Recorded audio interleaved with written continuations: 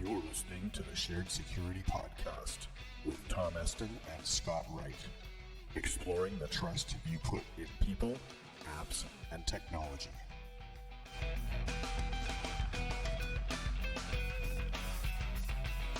Hosted by Scott Wright, the Streetwise Security Coach, and Tom Eston, penetration tester and ethical hacker. And sponsored by Security Perspectives, your source for tailored security awareness training and assessment solutions.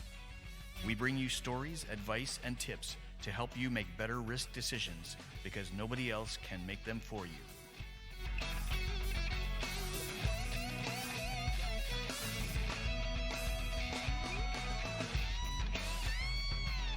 Hello and welcome to the Shared Security Podcast for January 22nd, 2018. We're in episode number 72. I'm Scott Wright and I'm here with Tom Eston. How are you doing today, Tom? I'm doing great. How are things up in Ottawa? Well, not too bad. I can't complain. It's not below 0 Fahrenheit, so generally that's our guide, right? So yeah. No, it's actually warmed up a little bit. We have our January thaw going on right Same. now. So yeah. Anyways, but yeah, we had some pretty cold times, and I was doing some traveling last week and ended up getting stuck on the 401 highway here in Ontario. It's a major highway that always has lots of whiteouts right in the middle of a winter storm, or it freezes up, and there's always tractor trailers jackknifing everywhere. So we were on our way down there and got stuck and had to pull off and spend the night in a motel somewhere. Sounds a lot like the Cleveland area, so it's almost like we're in the same city. Yeah. Amazing. Well, it's the same climate zone anyway, that's for sure. It is. Oh, yeah. Cool. Well, so we're in our 72nd episode, and we're starting a new year, so we thought, let's try and shake it up a little bit. What can we do to make the old podcast more interesting? So maybe you'd like to talk a little bit about what we are thinking of doing. Yeah, so we're going to start each podcast with a security and privacy tip, or we'll call it action item, or something that you can take back, and implement immediately. We're great at branding. We've got this thing we're going to tell you about. We don't know what we're going to call it yet, but it's a thing. Yes, it's an amazing thing, and all you'll know is that it's amazing, and you'll take it back, and you're like, wow, this is great. This is why I listen to the Shared Security Podcast. So if you have any suggestions on what we should call this amazing thing that we're going to talk about at the beginning of each podcast, let us know, and we'll give you the information on how to send feedback at the end of the episode. Right. So far, it's going to be called Tom and Scott's Amazing Thing. There you go. There you go. We branded it. Awesome. So how are we going to do that this time? Yeah, so today's amazing thing that we're going to present is we're going to talk about the emergency SOS function on your mobile device. Wow. That's cool. Did you even know that you had that? I think I did, but I've never had the courage to go in and look around and try it because I was afraid I was going to dial 911 by accident. Yeah, that is definitely a possibility. So when this is enabled, there are some safeguards which we'll talk about that you'll want to enable to prevent that from automatically calling 911. But I was kind of inspired. There was a story that I shared on the Shared Security Facebook feed about a week or so ago, and it was about a college student who was kidnapped.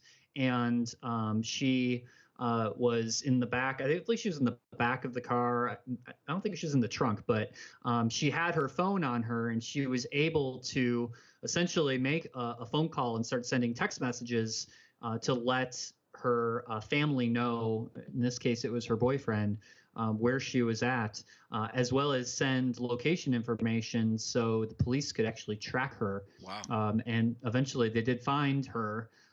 Luckily, all through the features on her phone. Wow. Well, let's make sure everybody knows how to do that if they ever get abducted, or just in case of an emergency.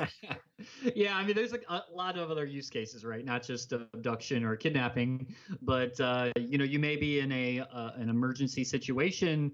Maybe that's like an earthquake or some other type of thing where you need to quickly contact 911, and maybe your nerves have kicked in and you're not sure what to do. These are some very easy, straightforward, ways on your mobile phone where you can just initiate that emergency call. So, Yeah. yeah, It's true. I mean, I've been in situations sometimes where all of a sudden something traumatic is happening and you really sort of lose all control yeah, of your fine motor skills and your thought processes, your rational thought. And so it's good to have some things in mind ahead of time and to prepare. So I'm glad we're doing this one. So let's yeah. there's and anybody else was thinking if anybody has any stories that they'd like to share with us of how they've used their device to save their lives or respond and get emergency response, that would be cool to hear too. So send us feedback on that. Yeah. So it really starts with what type of device do you have? So we'll talk about the an iPhone, an iOS device, and then Android. Obviously, the two most common models. I'm sure BlackBerry, if we did some research, they may have their own ways of doing this, but just for the sake of simplicity, we'll talk about Android and Apple iOS. Okay. So starting with Apple. The first thing that I found is you have to have the latest version of iOS. So you have to have iOS 11 because this is a new feature that was recently added. It's not available in older iPhone versions. So just make sure you have the latest version like you should always have, right? Because so you can do that by going to your settings and going to General and that's right. About, which is the top thing. And it will That's tell right. you version 11.2.2. Right. Okay, there we go. Exactly. So I'm following along here. I'm doing this as Tom describes it, folks. So if you're fortunate enough to have the latest iPhone, like the iPhone X or iPhone 8, all you do is just press and hold that side button and then one of the volume buttons, and you'll get this emergency SOS slider that shows up. And then what you do is you just drag that slider across, and you'll start seeing this countdown. It's like kind of like a 5, 4, 3, 2, 1. So you have a little bit of time in case you accidentally, hit that swipe, right, to kind of cancel that alert. And what it'll do is it'll automatically call emergency services on your behalf, which is kind of cool. There are some things, though, to keep in mind, depending if you're in like a foreign country, say in your India or China, you may have to actually go in and actually configure what that emergency number is. So that's something to just keep in mind if you're traveling overseas. But in the US and I believe Canada, it's already pre-configured to just automatically dial emergency services. Cool. All right. So there's some other different configuration that you can do with that as well. We'll put a link in the show notes where you can go and, Apple will actually walk you through the different settings. We don't want to cover all that detail in the podcast. But if you have a regular iPhone 7, iPhone 6 that you've recently upgraded to iOS 11, all you have to do is press the power button 5 times, and then that will initiate the emergency SOS feature. So it's a little bit different depending on, if you have a new Apple device or a little bit older device, but it's either the 5-button press or you hold the power button and the volume button on the new iPhones. Cool. That works on mine. My iPhone 6S. Excellent. Yeah. All right. So from an Android perspective, so if you have a Samsung Galaxy, which happens to be, I think, the most popular Android device that's out there, they have this built into all of their devices as well. I believe it's only for their newer devices. The same would apply for older Samsung devices. Make sure you have the latest operating system, just like on the Apple side of things. But it's not enabled by default on Samsung Android phones. You actually have to go into the personal settings, it's privacy and emergency, and then you select send SOS messages. And what the Android phones will do, which is kind of cool, is it'll initiate that phone call, and then you can set it up to send a text message with your location to specific emergency contacts. So say you have, I don't know, maybe your parents, your wife, your girlfriend, what have you. It will send them kind of like this, I look at it as like an emergency text message package, right, with your current location, and then it'll actually send out updates every 10 minutes or so until you turn off that feature, and if you're out of that emergency situation. All right. And the other thing to note, for anything older, like older Android devices, which there are quite a few that are out there that are not Samsung devices, you'll have to install an app to do that emergency call feature. And there's a whole host of applications that you can download in the Google Play App Store. We'll mention a few of them in the show notes, but I know a couple of the popular ones are like Shake to Alert, Emergency, it's called, which is kind of a weird name, EMERGENSEE. Yeah. And there's another one called SOS Emergency App.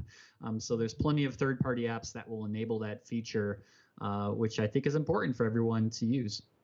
Yeah, and did we talk about the medical ID part of the iPhone emergency thing?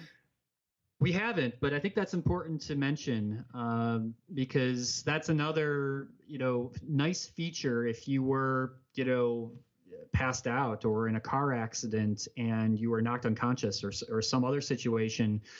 It's nice to have this in Apple's world. They call it a medical ID, where first responders can look at your phone on the home screen, and they can see your contact information. If you have any allergies or if you have a certain medical condition that they need to be aware of, blood type, that kind of thing.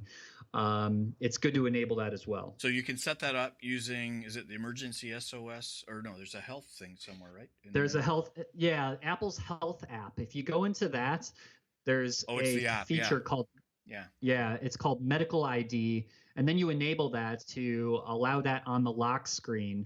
And essentially, when you press the emergency SOS feature, the Medical ID will come up on iOS 11. And if it's not on iOS 11, say you have iOS 10, you'll actually see if you initiate an emergency call, you'll see the Medical ID feature. You get the slider there that you have to slide it to actually show it.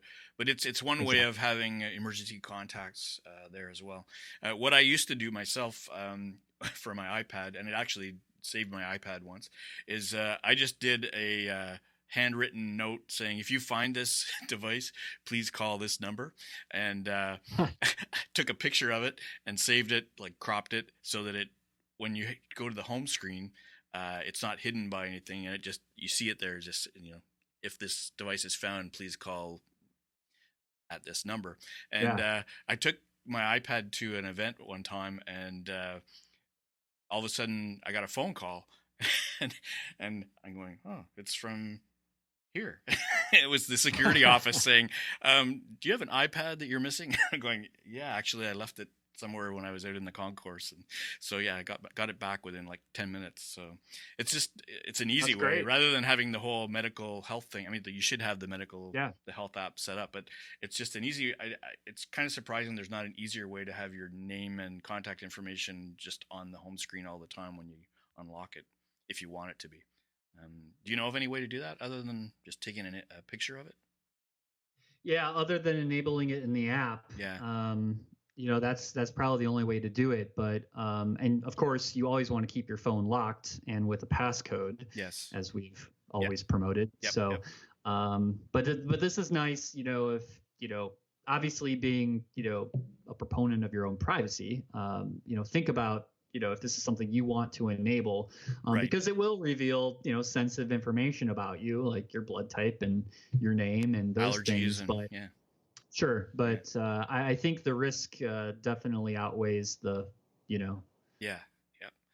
And so, it'd be interesting to hear more stories of how these things might have helped people. The other thing I was thinking of, too, was Siri. A lot of times I will forget that I have Siri and I can use it.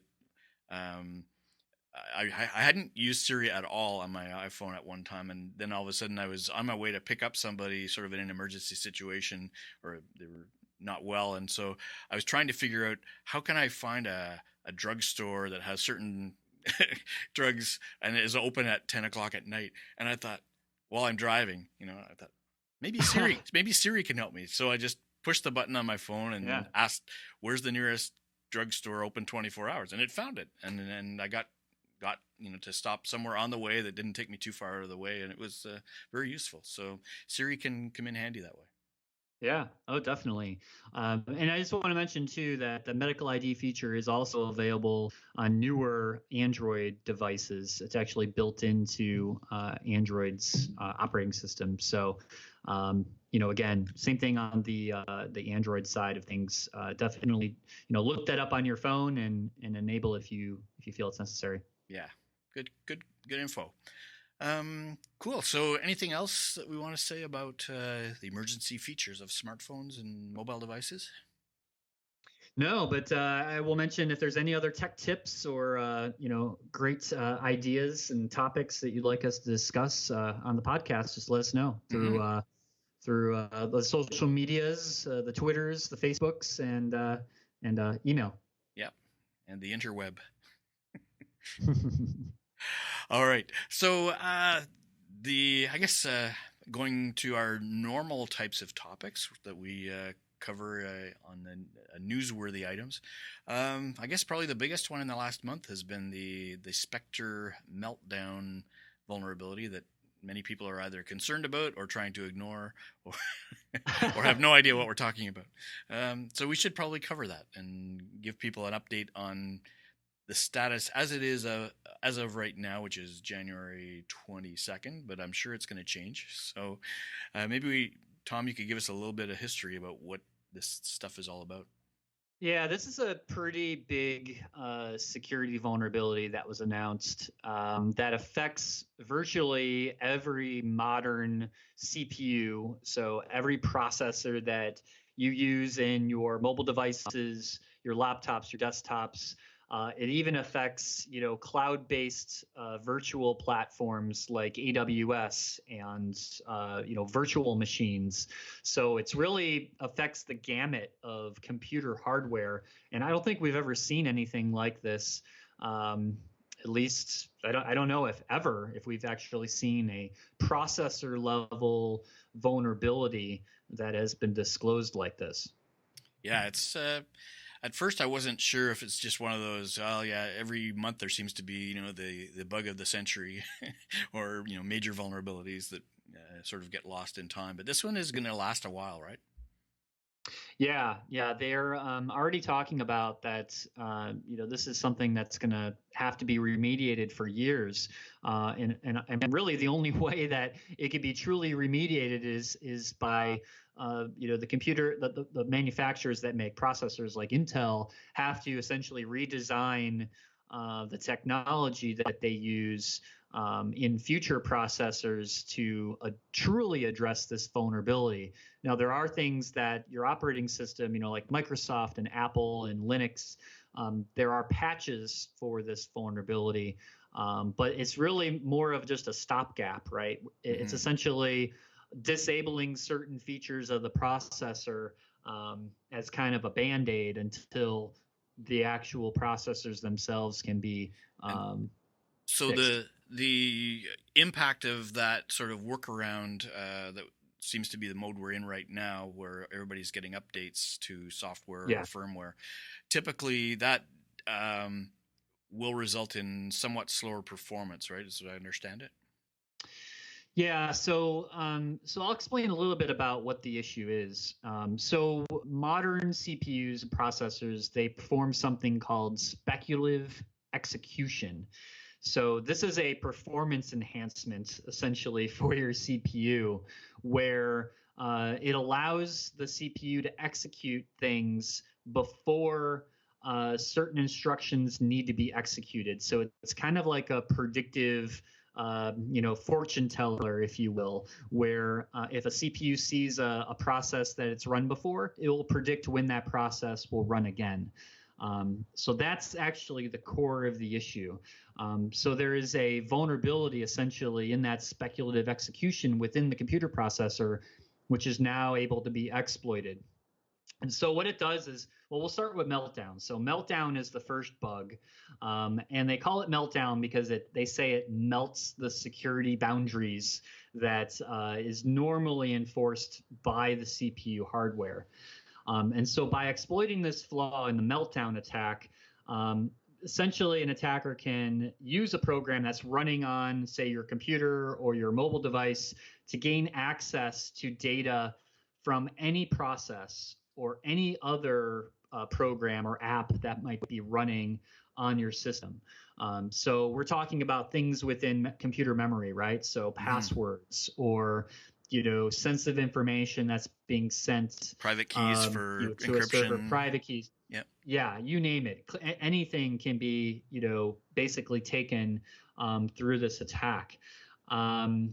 So the thing with Meltdown is it doesn't really require too much information, like knowledge of, how how different programs work. The attacker just needs to gain access to a system that has this vulnerable CPU through, think of like a phishing attack or a malware installation, and essentially has access to all of that information. It's a fairly trivial exploit to do. So that one is obviously pretty serious, but it gets even more interesting with the other attack, which is called Spectre. And that's a flaw where an attacker can exploit a very specific program or an application on a system that has one of the vulnerable processors.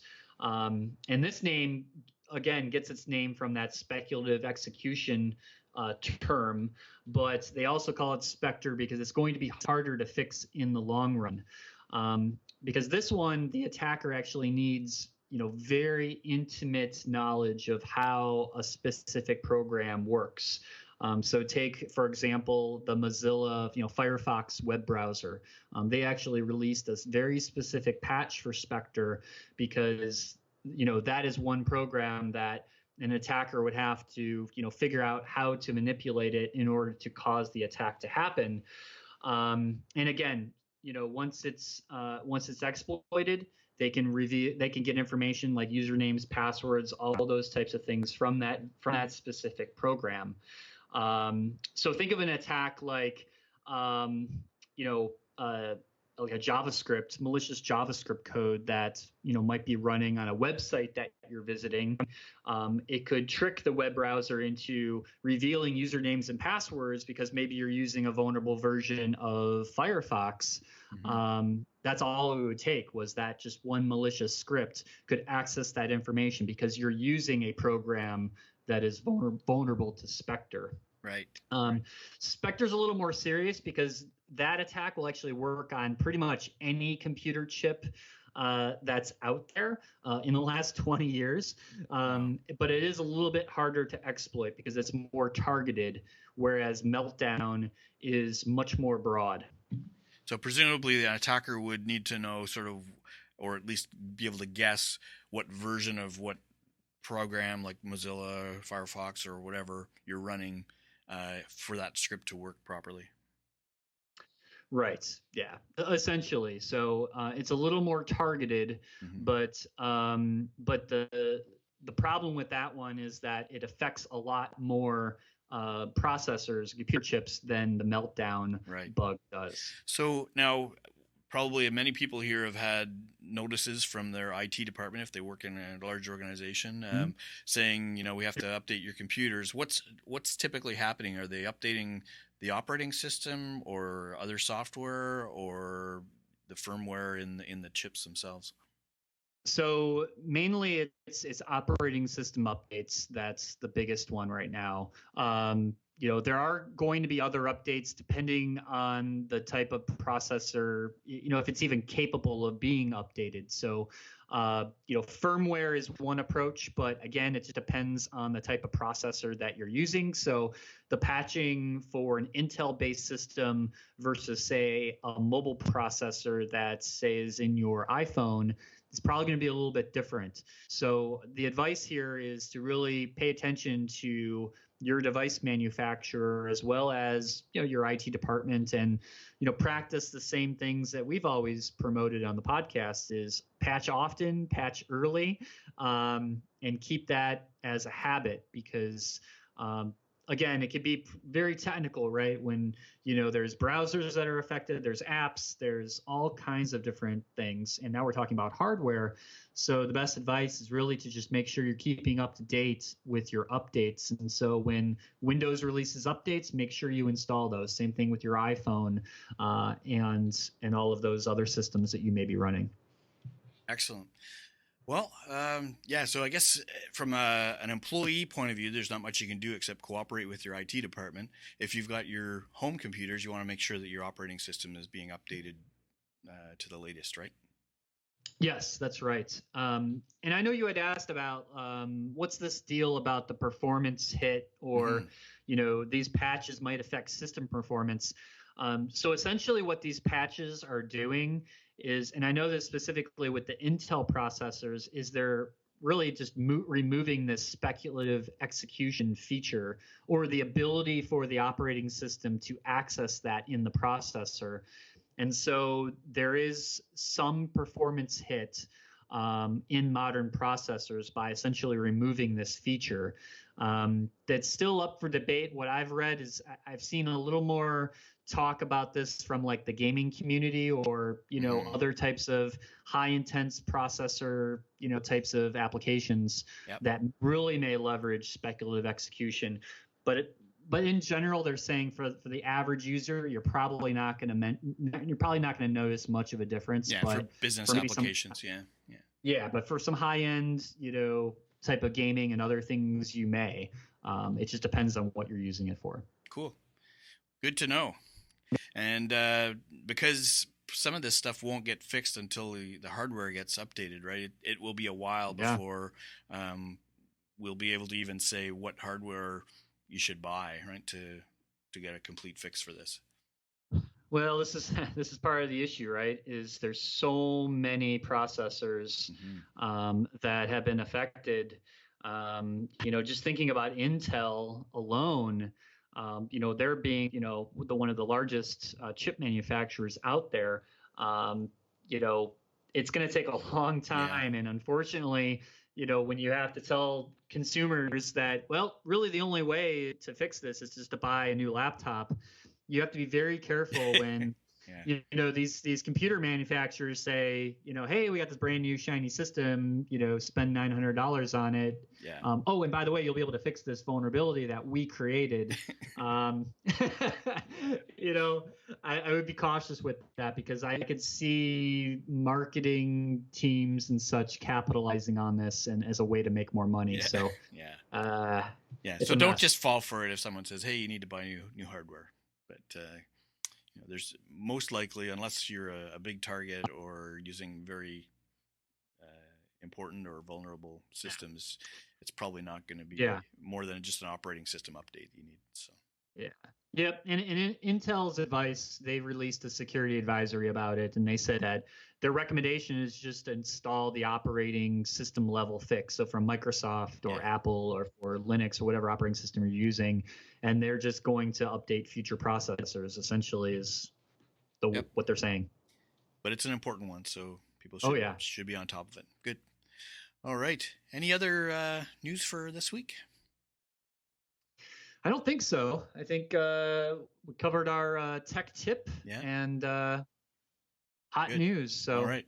So we're looking for feedback from anybody who wants to help us name our important thing, or tech tip, or whatever we're going to call it.